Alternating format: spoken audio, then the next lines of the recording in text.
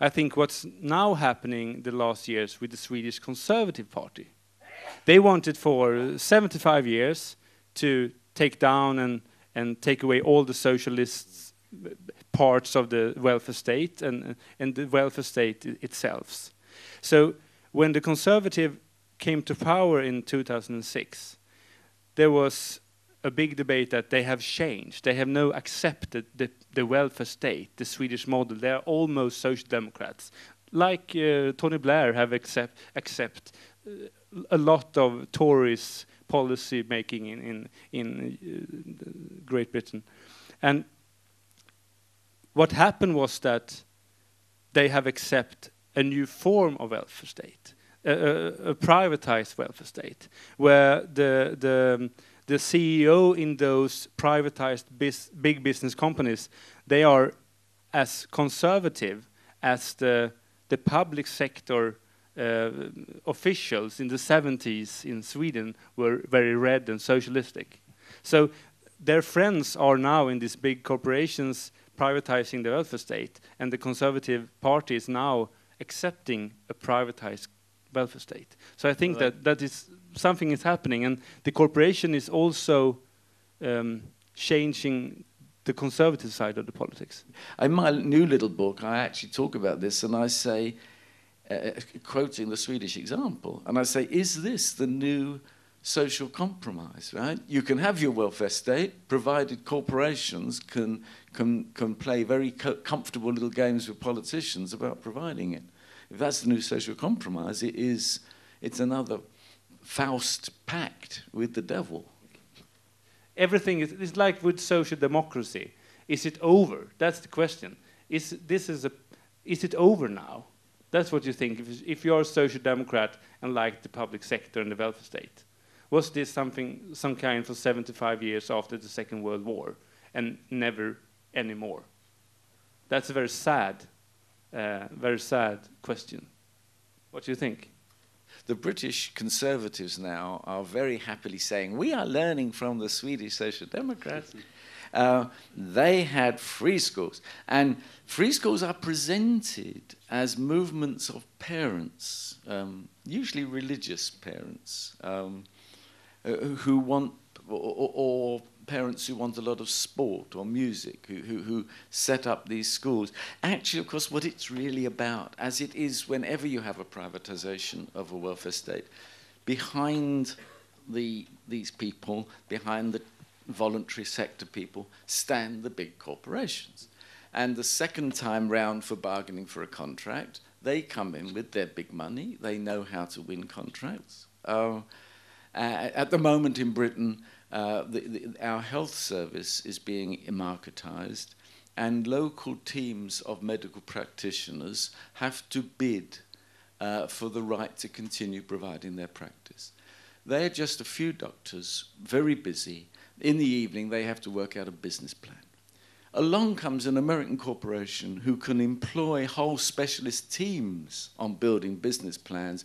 Vroom! They come in, and the local doctors are driven out of the town.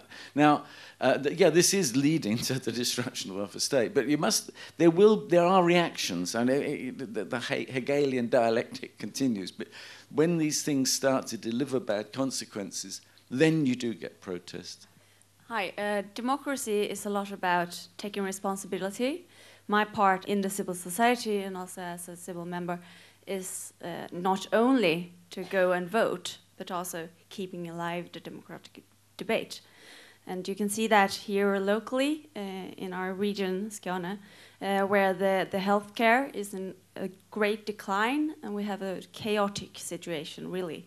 And a lot of groups and organizations have been out and demonstrated and repeatedly given demands that this has to end, and we have to get better healthcare. This is our joint resources.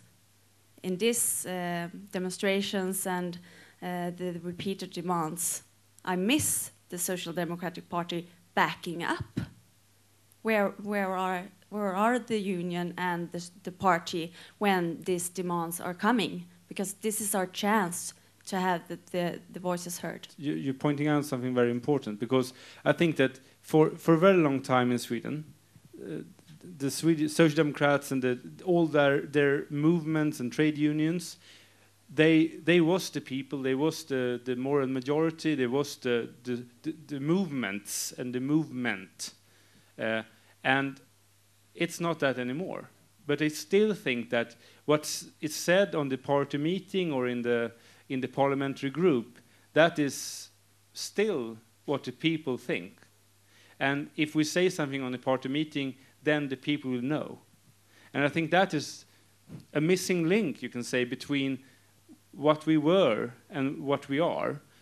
I think I'm going out every week meeting unionists, activists, and they used to start every sentence like this: why shouldn't Social Democrats? Why don't they? Why don't you stop privatizations or raise the taxes or do anything about the unemployment?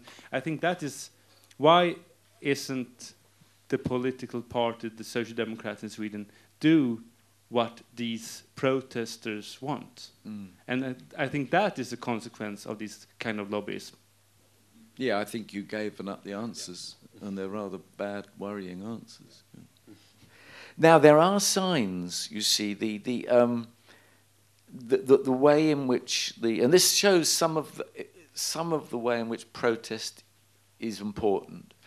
The protests in Greece and Spain and Italy and Portugal have really rocked people in the Commission. They realize that, I think, that they are pursuing a market agenda that is losing touch with the social agenda. That I was talking earlier about this need for marketization to go alongside the opposite politics.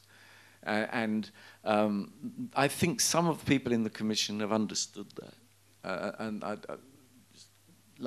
This probably doesn't mean anything, but the second half of next year, Greece has the presidency of the Commission, can you believe?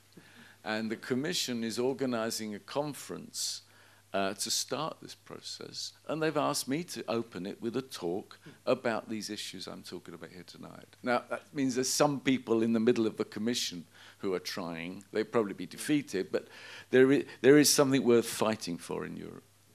How do you feel about right now, when we have a weakening trade unions in both Scandinavia but also in whole of Europe, in that development of society? Yeah, this is one of the most urgent issues, really. I mean, I know the unions are declining quite badly in Scandinavia, but it's still it's so much worse everywhere else.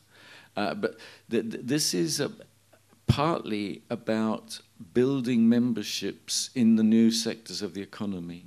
So one starts to think, what are the kinds of services that trade unions can offer as a package to especially to young people moving around precarious occupations? And it's a generation that's slipping away, actually. And especially people in the precarious sectors who aren't included in the collective bargains. And this will need enormous organizational work. And our unions are trying to do it. They all know about this. I mean, this isn't news to them. They are trying, but so far it's not been very successful. And the Italian unions advertise in the buses that if you've got problem filling in your income tax form, the union will help you do it. Now, I don't know if anyone takes up the offer, but it's not stupid, right? You know, it's a way of saying, look, we're here. If you're a working person, we're here. We're an organization that's here for you.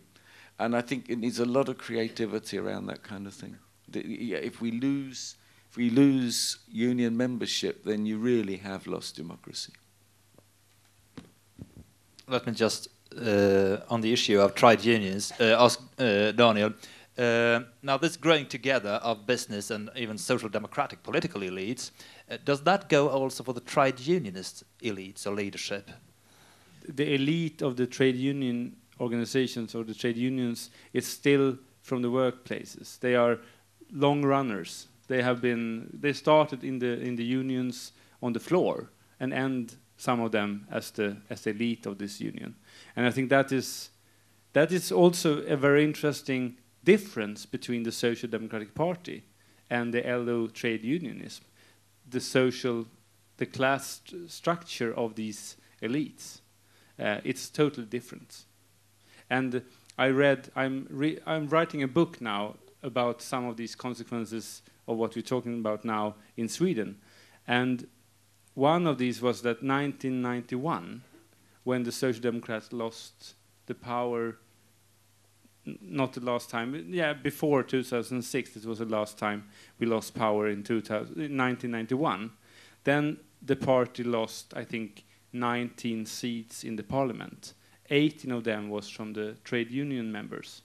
And in the same era, we sold our magazines and papers.